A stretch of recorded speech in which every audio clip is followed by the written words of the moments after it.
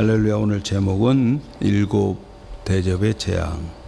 지난주에 이어서 두 번째입니다. 성경에 보면은 백인들만 사는 동네가 있어요. 어딘지 아세요? 백인들만 사는 동네. 뭐 몰라도 돼요. 그곳이 흰놈의 골짜기요. 흰놈의 골짜기가 백인들만 사는 동네. 들어보셨어요? 흰놈의 골짜기가 그 무슨 동물이지? 이러면 골치 아프지. 흰놈의 골짜기 가면은 백인들만 산다. 재밌게 해도 안 웃으니까 하고 싶지 않아요. 별로.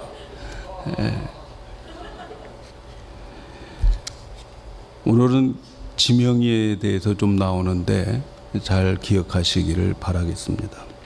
지난 주일에 우리는 일곱 대접의 재앙 중에서 네 번째까지 살펴보았어요. 예수님이 재림하시면 이 지구는 종말이 되는 거죠. 타임아웃 되는 거죠. 그리고 그 다음에 모든 인간들은 하나님의 심판대에서 심판을 받습니다. 죄가 있으면 죄값을 받고 영원히 죄의 형벌을 받게 됩니다. 우리도 심판을 받아요. 그런데 우리는 죄값에 대한 심판은 안 받아요. 왜냐하면 예수님이 다 우리의 죄값을 대신해서 심판을 받아버렸기 때문입니다.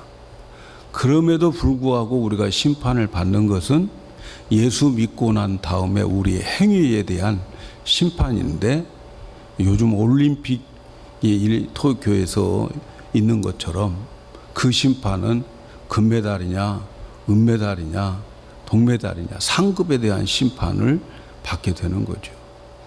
그러니까 저와 여러분들은 어쨌든 동메달은 확보해 놨어요. 동메달은. 그리고 이제 여기서 조금만 잘하면 금메달, 더 잘하면 금메달보다 더 좋은 게 뭐가 있어요? 하여튼 메달을 받습니다. 어쨌든 요한계시록은 이러한 날들이 오기 전에 준비하도록 그렇게 우리에게 가르쳐주는 복음서입니다. 하나님께서 말세에 나타날 현상들을 미리 보여주시면서 우리에게 준비하도록 하는 말씀이 요한계시록이에요. 그래서 요한계시록은 준비의 책입니다. 겁주는 책이 아니고 준비하는 책입니다. 그래서 우리는 이 요한계시록에서 말씀하시는 이 내용들, 이 사건들, 펼쳐질 모든 앞에 되어질 일들을 보면서 하나님의 마음을 알고, 그리고 하나님의 뜻을 알고 준비하는 거죠. 그래서 우리는 하나님의 마지막 진노의 재앙을 지금 살펴보고 있지만 늘 그 마지막 날이 있다고 하는 것을 준비하면서 살아가야 돼요. 항상 똑같은 날, 항상 살 것이라고 생각하면 착각이죠. 이러한 재앙이 오기 전에 미리 깨닫고 준비하는 자들이 되어야 되는 거죠. 그래서 하나님의 진노의 대접이 쏟아질 때에 첫 번째 땅의 진노의 대접이 쏟아지는데, 악하고 독한 그런 헌대, 종기, 피부병 이런 것들이 이 땅에 있는 사람들에게 쏟아진다는 거죠. 이때까지 살면 안 돼요, 여러분. 이때까지 살지 마시기를 바랍니다. 아멘, 아멘. 여러분, 이때가 오면은 구원 못 받아요. 구원 못 받아. 이전에 알곡되어서 휴거가 되던가, 주님의 손에 붙잡혀서 가던가, 주님이 됐다 하고 오라고 하던가, 그렇게 되어야 되는 거지. 이 피부병 걸리면 큰일 납니다. 구원 못 받아요. 두 번째 진노는 바다에 오염이 되는, 그래서 바닷물이 변하고 바닷물이 생물이 살 수 없어서 바다에 있는 모든 생물들이 다 죽어버리는 거죠. 그래서 바다가 썩고 이런 지경까지 가게 됩니다. 그래서 지금은 나팔 시대라고 저는 생각해요. 나팔은 경고하는 거예요.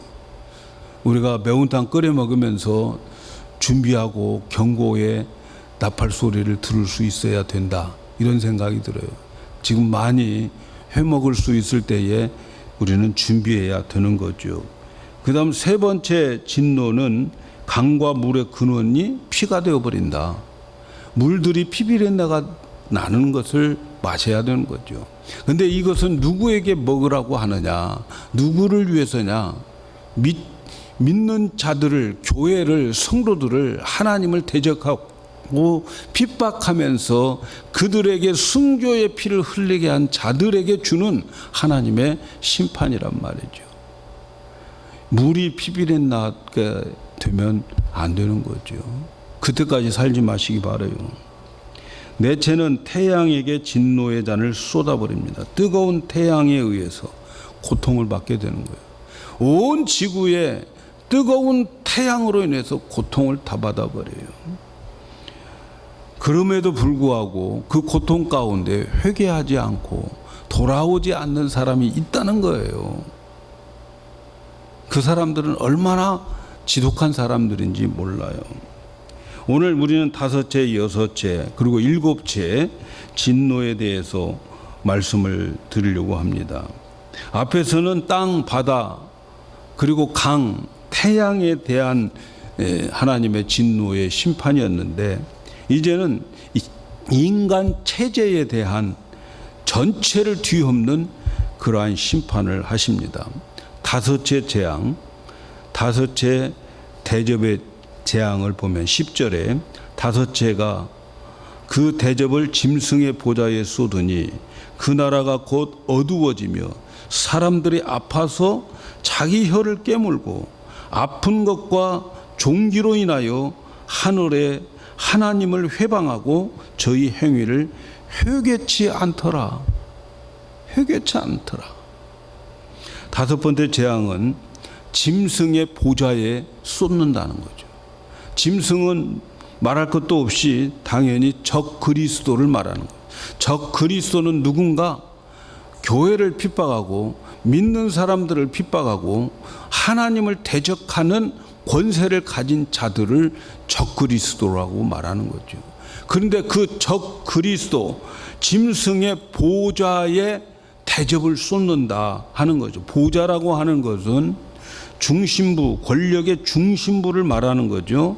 따라서 다섯 번째 재앙은 교회를 핍박하고 성도들을 못 살게 하고 그리고 믿음 생활을 못하도록 방해하는 권세자들에게 내려지는 하나님의 심판적 재앙인 거지요. 이들은 반기독교 국가들을 말하는 거예요. 반기독교 권력을 가진 자들을 말하는 거예요. 저는 지금 대한민국 굉장히 위험하다고 생각해요. 지금 하나님의 눈동자를 건들고 있는 거예요. 다른 데는 다 마음대로 하게 하고 백화점도 가게 하고 콘서트도 하게 하고 교회에서 예배는 못 드리게 해요. 하나님이 어떻게 하실까 궁금해요. 적 그리스도들에게 내려지는 심판이 있게 되는 거예요. 그걸 아셔야 돼요. 여러분, 만일 미국에서 교회 예배 못 드린다 해도 우리 교회는 예배 드립니다. 감옥에 갈 생각하고 드립니다. 드려야 되죠. 하나님이 놔두겠느냐는 거예요. 마지막이 다섯 번째 재앙은 누구에게 오는가? 바로 짐승의 보좌에 그 대접을 쏟아붓고 있어요. 하나님의 진노의 재앙이 쏟아지는 나라들은 적그리스도들인데 오늘 말씀에 보니까 그 나라가 곧 어두워지며, 나라가 어두워져요. 여러분, 나라가 어두워진다고 하는 말이 무슨 말일까요? 나라가 질서가 없어지는 거예요. 흉흉해지고 민심이 흉흉해지고 혼돈해진다고 하는 것을 말하는 거예요. 나라가 질서가 없는 거예요. 질서가. 뭐가 뭔지 모르는 거예요. 모든 사람들이 지금 눈먼 자처럼 살아가고 있어요. 하나님의 진노가 거기에 쏟아지면 나라는 난장판이 되어버리는 거예요. 사회는 혼동하고 그런 심판이 오게 된다는 거죠. 정치적으로, 문화적으로 혼란한 시대가 임하게 된다는 거죠. 앞으로 적그리스도 국가들에게 어떤 일이 있을까? 하나님께서 말씀하시는 이 말씀이 빈말이 아니라는 것을 아셔야 돼요. 중국 보세요. 중국 하나님이 저는 손대고 있다고 생각해요. 여러분, 얼마나 많은 물난리가 나 있습니까? 터널이 5km, 4km 된다는데 그 안에 갇혀 있는 사람들, 그런데 그 안에 물이 꽉 차버렸어요. 그냥 방송국은 잘 안 내요. 교회를 무너뜨리고 교회를 불질러 버리고, 그리고 선교사들을 쫓아내고. 선교사들 중국에 없어요. 전부 한국 선교사는 대만에 가 있어요. 하나님이 놔두시겠습니까, 여러분? 놔두면 하나님 살아계신 거 아니라고 할 사람들이 얼마나 많은데 그러겠어요. 선교사들의 그 피와 땀이 헛되지 않도록 하나님께서 가만 놔두시겠나 하는 거죠. 여섯 번째 재앙은 12절에서 6절에 나오는데, 이 재앙은 큰 강 유브라데에 쏟는다. 여러분, 유브라데스 강 지금도 있죠. 유브라데 강은 동양과 서양의 경계선이 유브라데스 강이에요. 이 강은 이란과 이라크 사이에 흐르고 있고 터키와 시리아 사이에 흐르고 있는 이 강을 중심으로 동과 서가 나누어져 있는 강이 유브라데예요. 그런데 이 강이 말라버린다는 거죠. 여섯 번째 대접을 쏟으면 이 유브라데 강이 말라버린다는 거죠. 강이 말라버린다고 하는 말이 무슨 의미일까요, 여러분? 우리도 이 워싱턴 다리를 건너다가 보면 내비게이션에서 말해줘요. 중간쯤 오게 되면 여기서부터는 뉴욕이고 여기서부터는 뉴저지라고. 강이 경계선인 거죠. 강이 경계선인데 이 경계선이 말라버리니까 강에 물이 없고 강이 길이 되어버리는 거예요. 그래서 서로 오고 가는 데에 지장이 없어요. 왕의 길들이 왕래하게 되어버렸다. 강이 왕의 길들이 되어버렸다. 이렇게 말하고 있어요. 왕의 길이 된다고 하는 말이 뭘까요? 유브라데 강물이 말라가지고 왕의 길이 되어버렸다라는 게 뭘까요? 그곳으로 모든 왕들이 집결하게 된다는 거예요. 전쟁하기 위해서 집결한다는 거예요. 유브라데 강을 건너서 이제는 건너가는데 지장이 없으니까 모든 세계의 그 임금들이 글로 집결을 한다는 거죠. 옛날에는 못 건넜는데 지금은 다 건너요. 그래서 전쟁할 군인들이 그곳에 모이게 된다는 거죠. 그런데 13절에 보니까 개구리 같은 새 더러운 영이 용의 입과 짐승의 입과 거짓 선지자의 입에서 나오더라. 개구리. 예. 우리 동네에서 표준말은 깨구락지인데, 예. 이 개구리가 있었어요. 여러분, 한국에 그런 노래 있죠? 아니야 아니야 사자가 최고야.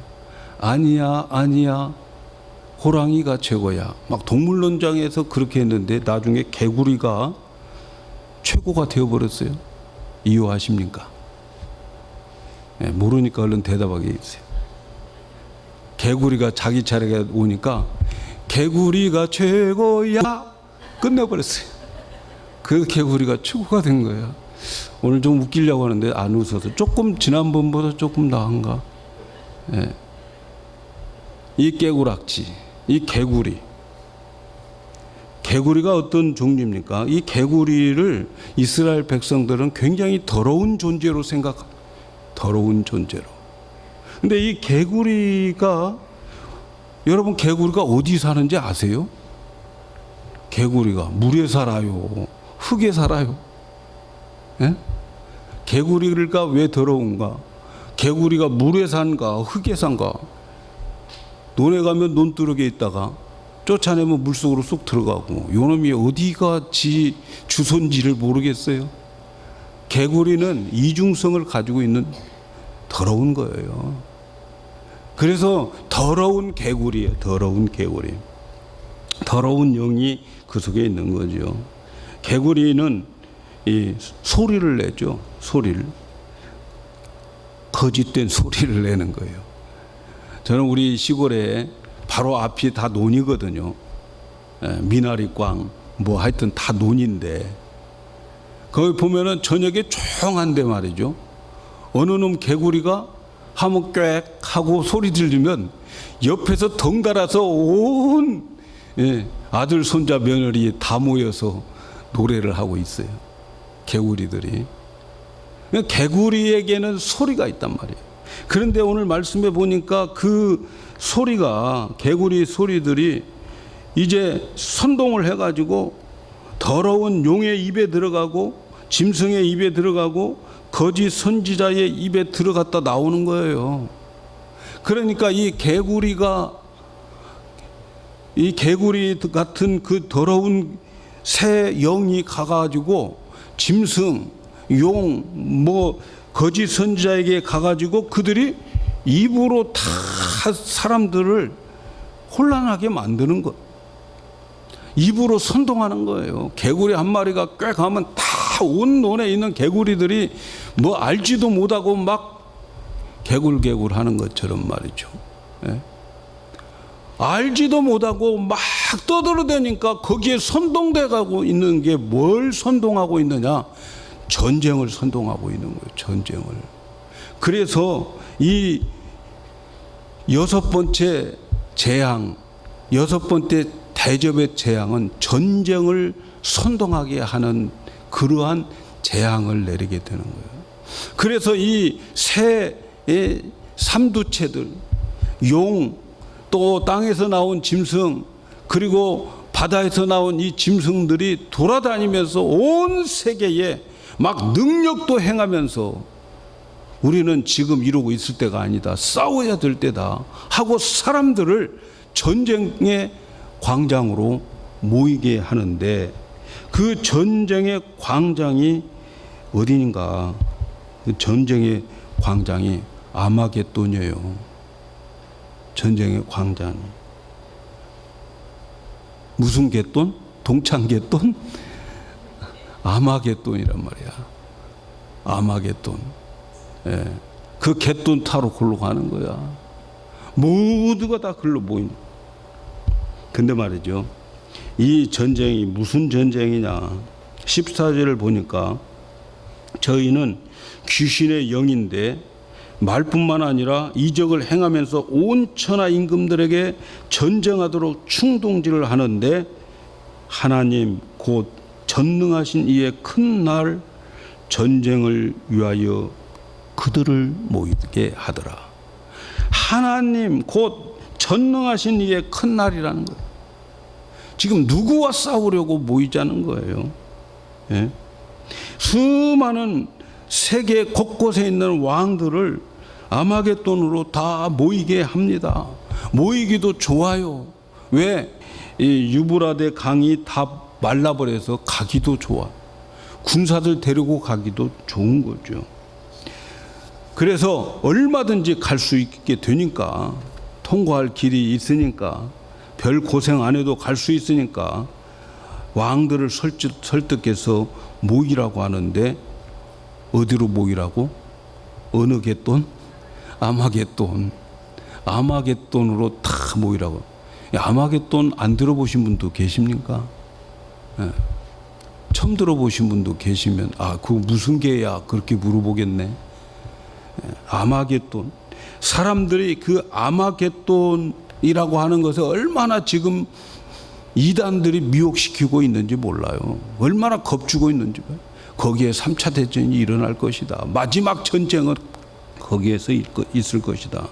근데 아마겟돈이라고 하는 말을 오늘 말씀해 보니까 히브리 음역으로, 다시 말하면 히브리 말로 아마겟돈이라고 하는 말인데, 하르 무기또라고 하는 말이에요.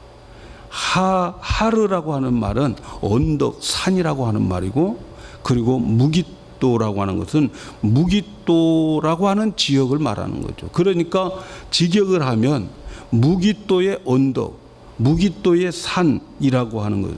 여러분 이스라엘에 가면 무깃도를 딱 가는 거죠. 무깃도가 있어요. 이것은 바로 무깃도를 말하는 거예요. 아마겟돈이 어딘가? 그곳이 바로 하루 무깃도요. 무깃도 언덕을 말하는 거예요. 그래서 아마겟돈에는 성경에 보면은 무깃도라고 하는 지역이 등장하는데 이스라엘 서쪽에 가면 갈멜산이 있고 갈멜산에서 밑으로 바라보면 평지가 얼마 한 30km 정도의 평지가 있어요. 바로 그곳을 무깃도라고 그러는 거예요. 무깃도. 거기 가서 보면 평지가 얼마나 넓은 들판이 되어져 있는지 몰라요. 그런데 그 평지가 고대로부터 지금까지 전쟁터요. 여기가 국제 전쟁터라고요. 사사기 시대에 드보라가 거기에서 싸움을 하게 되고 또 시스라도 싸우고 예후도 아시아와 싸운 곳이 그곳이고 에스겔에서 말세의 종말에 대해서 곡과 마곡의 하나님의 백성과 싸울 곳도 무깃도라는 거예요. 그 실제로 영국에서 터키와 싸웠던 곳이 그 무깃도예요. 십자군 전쟁도 거기에서 일어나고 국제적인 전쟁터가 바로 이 아마겟돈 무깃도란 말이죠. 나폴레옹도 세계 전체를 보았을 때 가장 적절한 전쟁터는 무깃도라 이렇게 말해요. 그러니까 바로 이 무깃도는 전쟁이 일어나는 장소예요. 장소. 그래서 하나님의 진노가 적그리스도의 보좌에 떨어졌을 때에 혼란을 야기한 입술을 가지고 떠들어대면서 기적도 행하면서 선동하는 거예요. 우리 가만히 있지 말고 뭉치자. 그 무깃도가 있는 곳을 다른 말로 말하면 중동이라고 말하는 거예요. 중동이라고. 그래서 사람들이 이 중동에서 전쟁이 일어날 것이다. 마지막 3차 전쟁은 바로 그 무깃도, 여기에서 말은 아마겟돈, 그곳에서 전쟁이 일어날 것이다. 이렇게 말하는 거죠. 근데 이 전쟁이 실제로 물리적인 전쟁인가? 그렇게 해석하는 사람들이 수두룩한데 그런 사람들이 주로 세대주의자들이고 그런 사람들을 조심할 필요가 있다 말씀드리겠어요. 그 사람들은 중동이 화약고라고 말하는 거예요. 중동은 지금 버려진 사람들입니까? 그 사람들도 구원받아야 될 사람들이 아니겠어요? 그런데 자세히 우리가 보면 말이죠. 13절을 제가 자세히 읽어드릴게요. 또 내가 봄에 개구리 같은 새 더러운 영이 개구리 같은 세 개의 더러운 영이 용의 입에 들어가고 짐승의 입에 들어가고 거짓 선지자의 입에서 나온다. 이렇게 기록해요. 더러운 영이라는 거예요. 더러운 영이 용의 입, 짐승의 입, 거짓 선지자의 입, 다시 말하면 마귀와 적그리스도와 그리고 거짓 선지자들의 입에서 나와서 전쟁을 부추긴다는 거예요. 이래서 안 된다 하는 거죠. 이 더러운 영이 일으키는 전쟁이에요. 그러니까 더러운 영이 일으키는 전쟁이기 때문에 영적 전쟁인 것이에요. 물리적인 전쟁이 아니고 영적 전쟁으로 저는 해석합니다. 그래서 이 전쟁은 더러운 입에서 온 세계가 영적 전쟁이 뭡니까? 하나님에게 대항하기 위해서 아마겟돈으로 모여서, 그래서 무깃도로 모여서 거기에서 이 세상의 모든 임금들이 하나님을 대항하는 전쟁이 마지막 전쟁이고, 그 아마겟돈은 바로 그 마귀들이 패하는 마지막 장소가 되는 것이죠. 이해가십니까? 이 전쟁은 그래서 온 천하가 합심해서 하나님을 대적하는 전쟁. 영적인 전쟁을 말하는 거예요. 앞으로 세상에 남아있는 온 세상 사람들이 여러분과 저는 다 휴고되고 죽고 뭐 그래서 주님의 곳간에 다 있겠지만 그럼에도 불구하고 세상에 끝까지 남아있는 자들이 이제는 하나로 뭉쳐가지고 하나님을 대적하는 그러한 일을 하게 되는데 그게 자기들이 하는 게 아니고 하나님이 저주의 대접을 그들에게 쏟아 부어서 생긴 일이에요. 그들은 몰라 하나님의 뜻을. 그냥 우리는 여기서 하나님 대적하자고 모이는 거지요. 말세가 되면 여러분 이러한 전쟁은 언제 어디서나 영적인 전쟁이 일어나게 되어 있어요. 오늘날 우리에게도 어느 곳이든지 아마겟돈 전쟁이 일어납니다.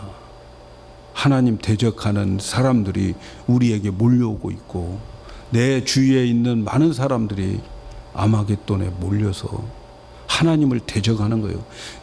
여러분, 우리를 대적하는 것이 하나님을 대적하는 거예요.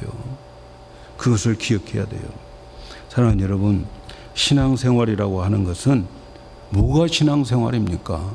신앙생활은 하나님의 마음과 의도를 알아가는 것이 신앙생활이에요. 신앙생활이 뭡니까? 예배드리는 게 신앙생활입니까? 아니에요. 우리는 이 예배를 통해서 하나님을 더 가까이 만나고 하나님의 마음과 하나님의 뜻을 알아가고 그리고 그 뜻을 내가 순종하는 것이 신앙생활인 거지요. 여러분, 우리에게 펼쳐지는 모든 생활 속에 있는 모든 역사적 사건 속에서 나의 모든 삶의 현장에서 하나님의 뜻을 알고 그리고 그 뜻을 알았으면 그 뜻대로 그 매뉴얼대로 살아가는 것이 신앙생활인 거죠. 그래서 우리에게 중요한 것은 말씀과 사건 속에서 하나님의 의도를 알아가는 거예요. 하나님 말씀 들으면서 하나님의 마음을 알아가고 하나님의 마음을 읽어가는 거고 나에게 주어진 모든 환경 속에서 하나님이 왜 이 환경을 주셨지 하고 하나님의 마음을 알려고 노력하는 것이 신앙생활이고 알았으면 그대로 살아가는 것이 신앙생활인 거지요. 그렇게 살아갈 때에 새 노래를 배우게 되고 그렇게 살아갈 때에 천국에서 모세의 노래를 부를 수 있게 되는 거지요. 우리에게 계시록을 읽으면서 우리에게 주는 메시지가 뭡니까? 하나님의 마음과 의도를 알라는 거예요. 믿습니까? 하나님의 마음과 의도를 알라는 거예요. 여러분, 우리는 어렸을 때부터 토끼와 거북이 이야기 잘 알죠? 토끼와 거북이 이야기 우리 이용 집사님 연변에서 들어봤어? 네, 연변까지 가 있어요. 그 이야기가. 네.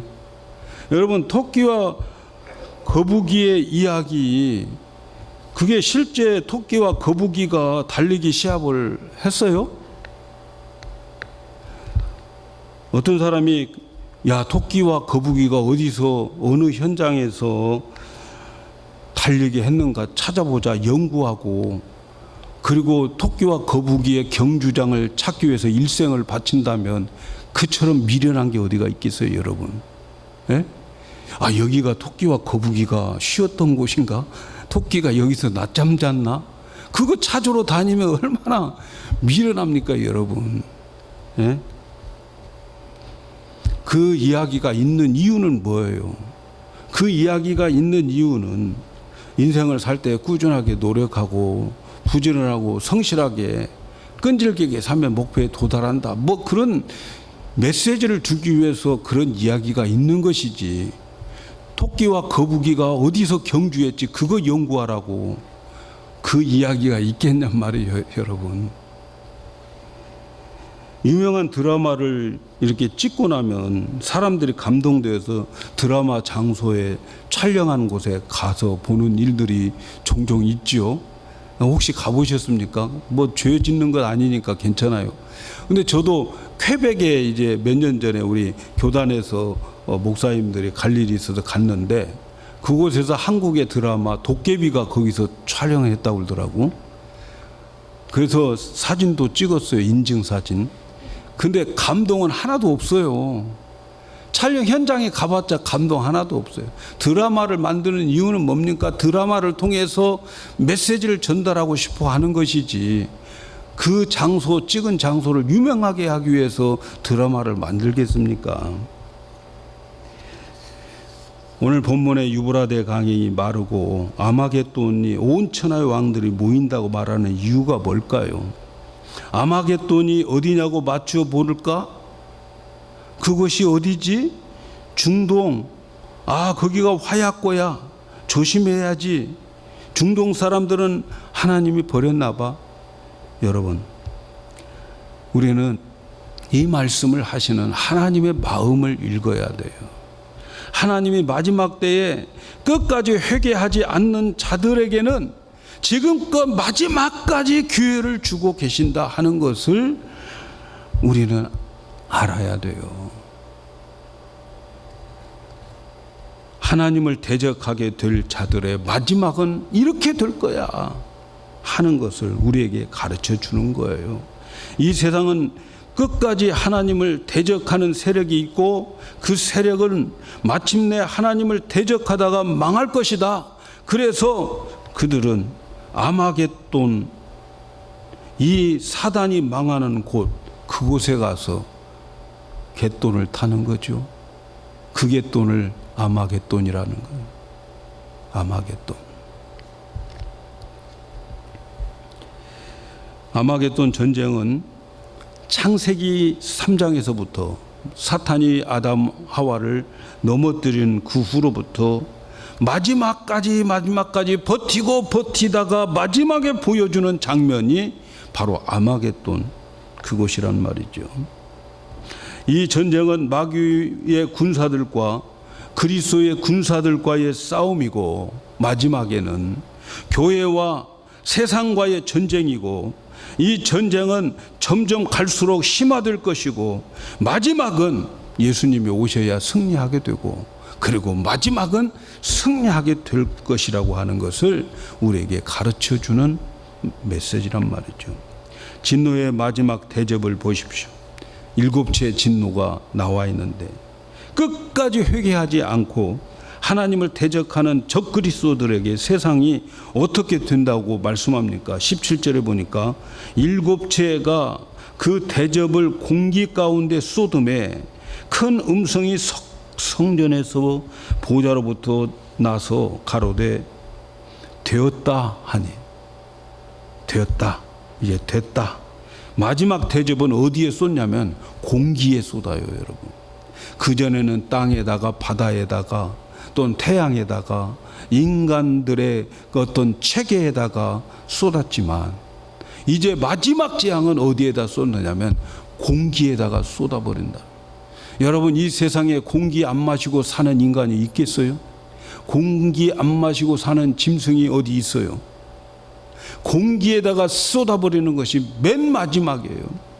마지막에 공기에다 쏟아버리는, 공기에다 쏟아버렸을 때 됐다가 뭐예요? It's finished. 십자가에서 말한다면 다 이루었다, 그런 말이죠. 이제 끝났어. 하나님의 진노는 끝났어. 이제 더 이상 기회 없음, 이거죠. 심판이 완성됐다고 하는 거죠. 그리고 세상에는 번개와 음성과 뇌성과 큰 지진이 일어나더라는 거죠. 하나님의 심판의 현실성을 보여주는 거예요. 그거 다 눈으로 보게 되어 있어요. 번개 소리 듣고 지진 일어나는 것 보고 다 보게 되어 있어요. 그리고 큰 성, 바벨론 성, 또 만국의 성, 다 같은 말이에요. 이 세상을 말하는 거. 하나님을 배반하고 하나님께 대주는 이 세상을 말한, 그게 다 무너져 없어지고, 섬들마저도 없어져 버려요. 섬 사놔봤자 필요 없어요. 섬에는 괜찮겠지? 섬들마저도 없어져 버려요. 이 표현들은 하나님을 대적하는 세상을 말하는데 반드시 망할 것이다. 이렇게 말씀하고 있어요. 우박이 떨어지는데 1달란트짜리 우박이 떨어진다는 거예요.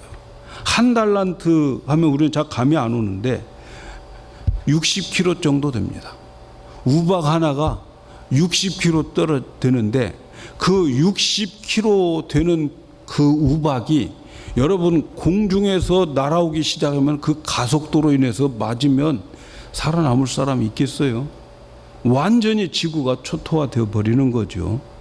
하늘에서 그 우박 맞고 살 사람이, 내려오는 우박 맞고 살 사람이 없어요. 사랑하는 여러분, 우리의 신앙생활이 성숙했다고 하는 것은 우리에게 일어나는 모든 사건들을 하나님의 눈으로, 하나님의 시각으로 말할 수 있고 그걸 내가 서술할 수 있어야 되는 거예요. 그게 진짜 성숙한 사람이에요. 나에게 펼쳐지는 모든 인생들, 나에게 펼쳐지는 모든 사건들을 하나님의 눈으로 설명하고 서술하고 말할 수 있는 것이 성숙한 거지요. 하나님의 시각으로 세상을 보고 하나님의 눈으로 세상을 읽을 줄 알아야 돼요. 세상 사람들과 사단은 그거 몰라요, 여러분. 하나님의 뜻, 하나님의 마음 몰라요. 그러니까 교만한 거죠. 여러분, 교만이 뭡니까? 다른 사람은 다 아는데 나만 모르는 거예요. 다른 사람은 다 나보고 오만하고 건방지다고 하는데 내 스스로는 건방진 줄을 모르는 거예요. 그러니까 망하는데 앞잡이가 되는 거죠. 사단은 교만해요.